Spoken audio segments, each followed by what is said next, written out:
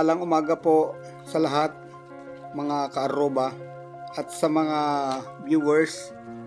So bali itutuloy ko po ang story regarding sa naging situation ng mother ko after ng CT scan sa PLT Hospital sa Solano, Nueva Vizcaya.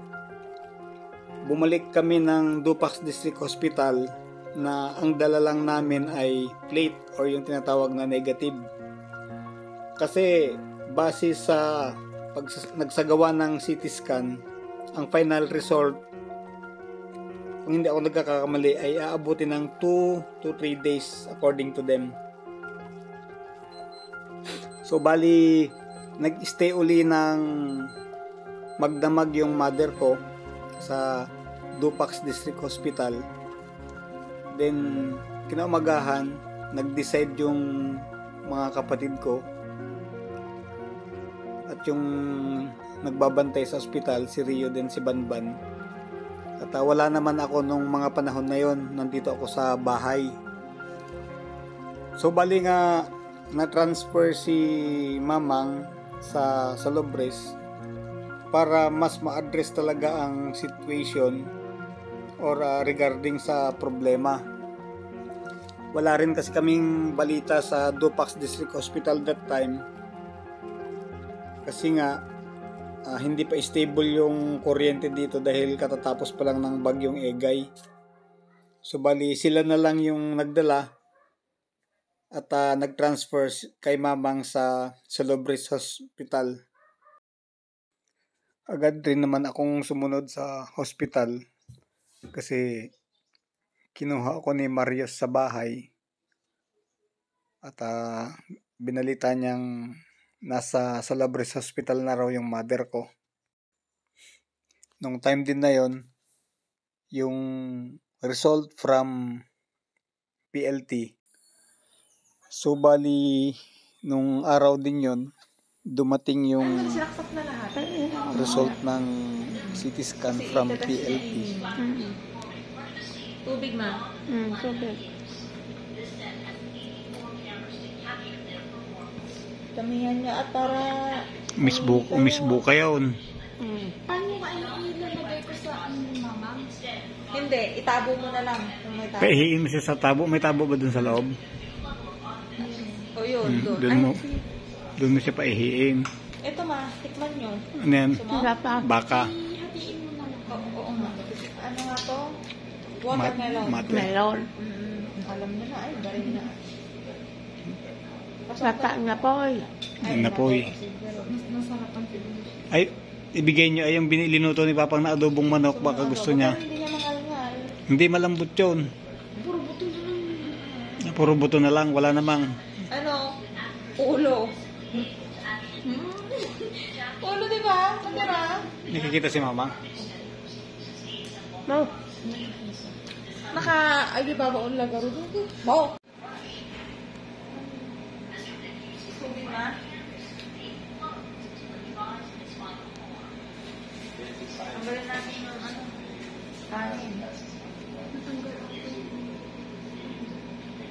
Tignan nyo nga oh. Bawal nga sabi ko yung ito eh.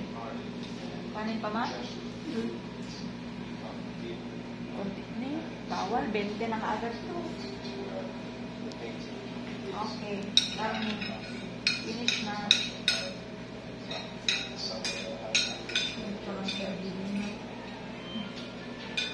Kaya mag-medical ka ba? Hindi ka nag-medical eh. Pag ako mo nag-medical, kaya na akong papaligin. Matanda ka na gusto.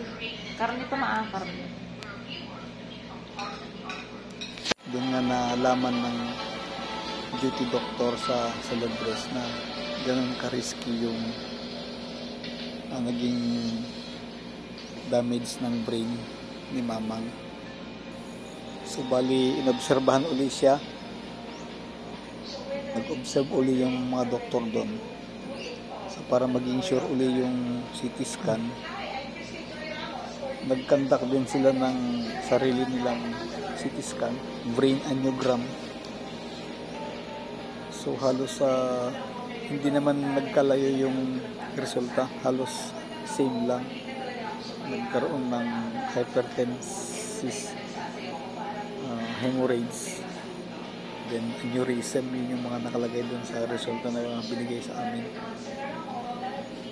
So bali, dahil yun nga yung findings nila, pero wala pa rin magsasagawa ng surgeon kasi nasa Manila pa yung doktor na siya ang specialist niya yung ganong mga bagay. So bali, hinintay siya dahil nasa Manila pa that time hanggang dumating si Dr. Dado Palsa, kasi siya talaga yung surgeon na naka-assign para sa kanya.